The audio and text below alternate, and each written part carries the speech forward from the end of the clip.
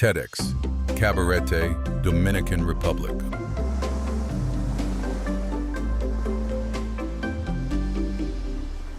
I'm at the top of the waterfall, looking down, down, down at the turquoise pool below. Target position clear, life jacket tight, helmet secure.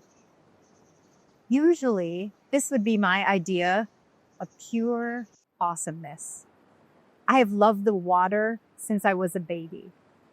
I have swam everywhere, from lakes and cow tanks in Wisconsin to infinity pools overlooking the ocean in different places around the world. I am a certified scuba diver, water skier, cliff jumper.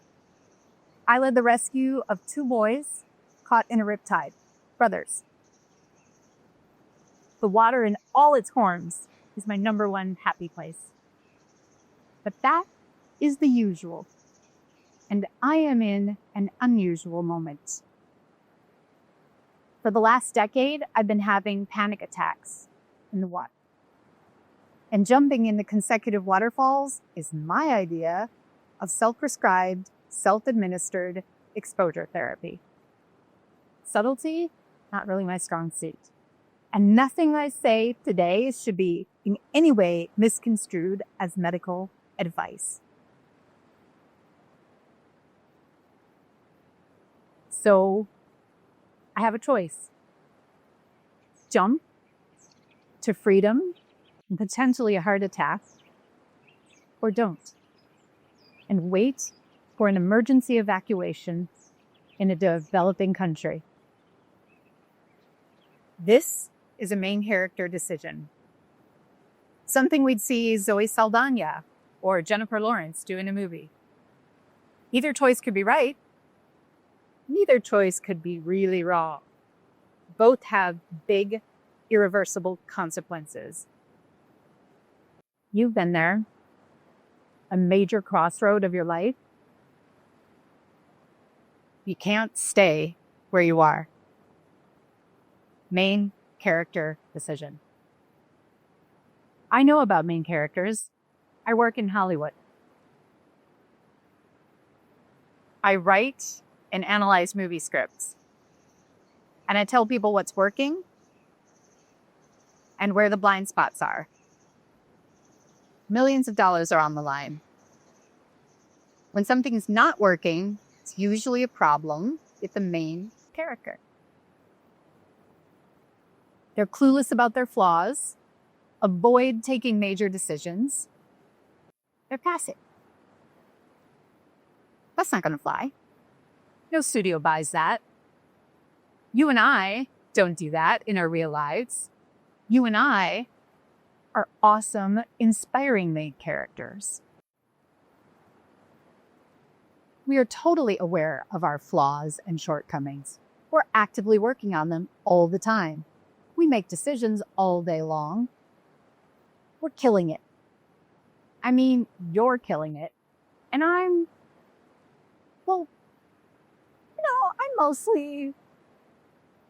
doing okay.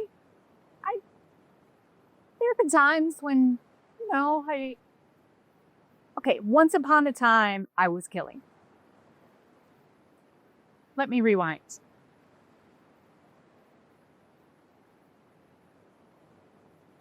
There was a moment where I put 1 foot in a pool and I have a blowout panic attack, the worst of my life. And I think maybe I am not the main character I think I am. Let me rewind further. 10 years prior, I'm leading a fun cliff dive in Capri, Italy with a bunch of friends into the Mediterranean Sea, which if you have not been, it looks like somebody melted the Mediterranean blue crayon into infinity. It is magnificent. So I make the first jump. And while I'm waiting for my friends at the bottom, I can't quite catch my breath. An hour later, I'm still working on it. A friend tells me what she thinks it is. A panic attack. Whatever. But they keep happening. And I keep thinking, or pretending, that they're not. Surfing in Sydney, panic attack. Cliff diving in Belize, panic attack. Freakouts in pools, plural. Panic attacks, plural. 4 years later, 4 grown men in Chicago had to pull me out of Lake Michigan, almost catatonic. Yeah. Okay, that's definitely a panic attack. So, all right, okay, it's me. I'm the problem. Now what? I did what I think many of us might do first. I consulted Dr. Boodle. Yeah, there was nothing there. Talk therapy? Well, this was not a fear or a phobia, because all these things, like, I'm wanting to do that. Panic is a nervous system condition. So I didn't feel like that was going to work. Yoga and meditation, Gradual exposure therapy? Okay. Feels like torture. Did I buy it? This whole time, all I can think about is the coming summer, spending time at the lake with my niecey nephew. Their favorite place is also the water. Favorite happy place is also the water. But the panic attacks keep coming. Now they're getting more and more severe with less and less exposure, like the day I had my foot in the pool. So that day I take it out. When the panic subsides enough, which takes a long time, I go to shower. I watch the water swirl down the drain. How long do I have before I cannot do this?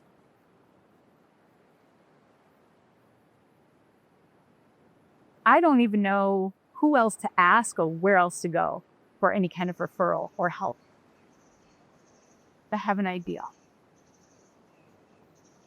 Calling all gods from all religions. Angels and guides, chocolate brownie fairies, Grandma and Grandpa Johnson, Cousin Todd, Great Uncle Harry, anybody listening. I know I don't always listen. I'm an Aries, type A, plus. Okay, plus. Yeah. I need your help, though. Please, would you send me a sign? And could you make it a very super duper extra obvious, impossible to ignore sign so that I cannot miss it? Ding, ding, ding. Oh, that was fast, all gods. It's my mom asking me to come with her to the Dominican Republic for a wedding. Again.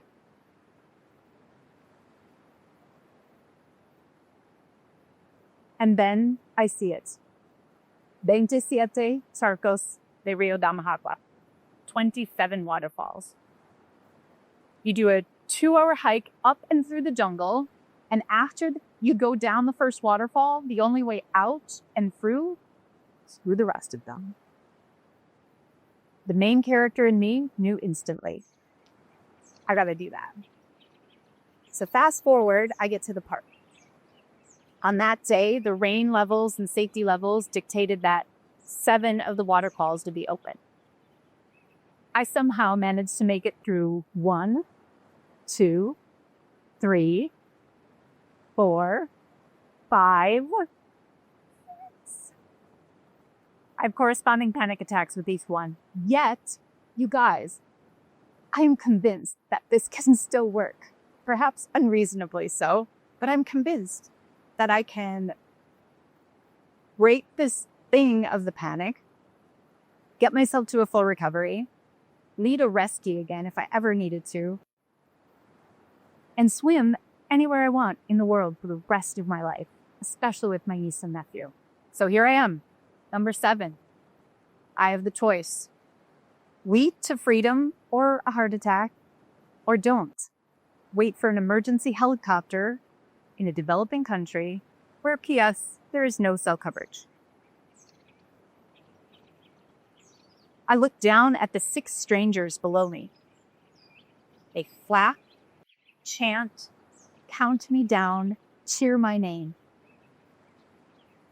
No wonder every Oscar winner thanks their supporting cast. This ensemble is fantastic.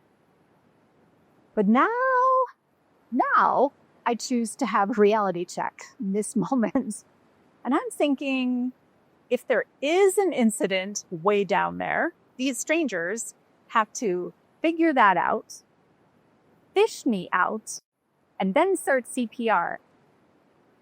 Is what I'm doing really smart? Do any of these guys know CPR?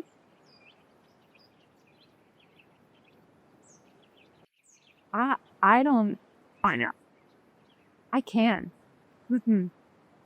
And as I start to take a step back, a jolt surges through my body, and I hear a voice, a loud, bossy main character voice.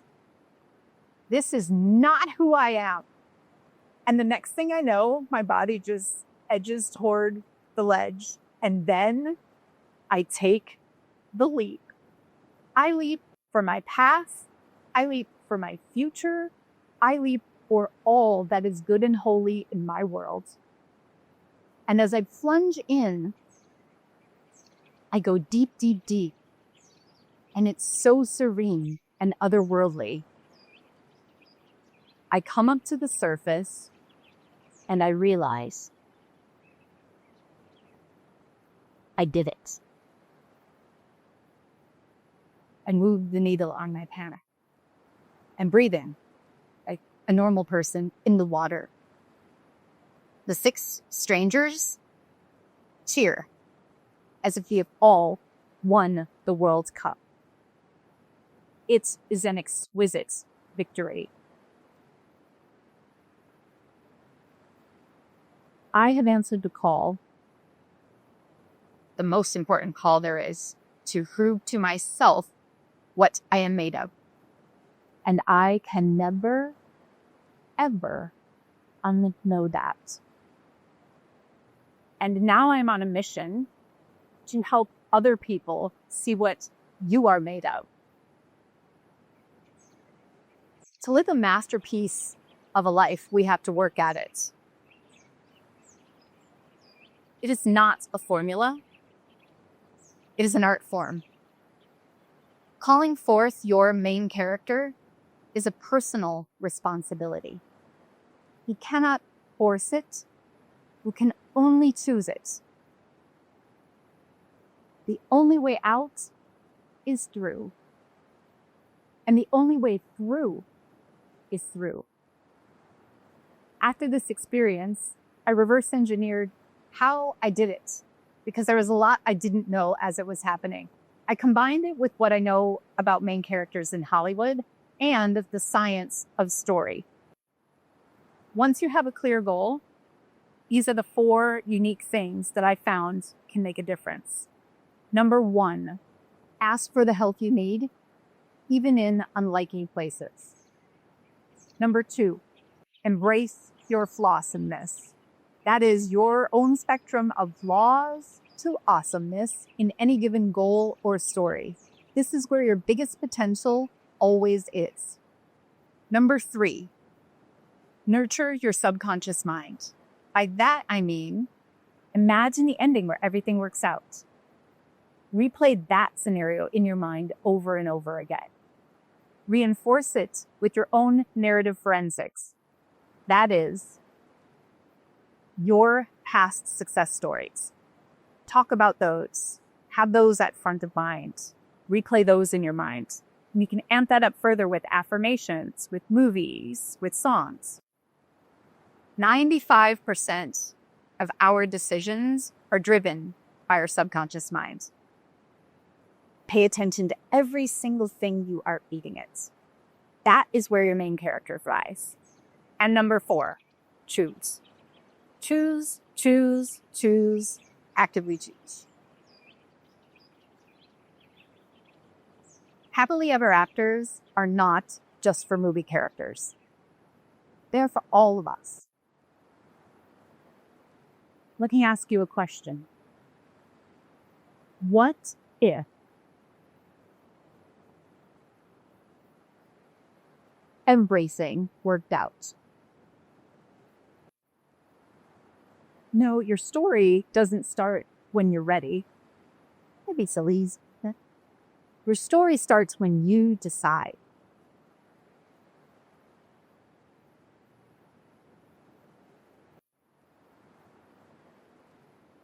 Your story starts when you decide. Now, I'm not going to ask you to take a jump right this second, but I'm going to ask you to think about it. What I really want to ask you is to listen for the voice that guides you forward. And when you hear it, make your move. Say yes to the story you most want to live. Be your main character.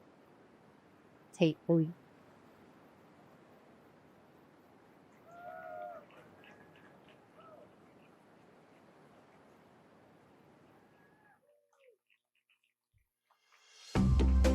Thank you for believing in the power of ideas. TEDxCabarete, Dominican Republic.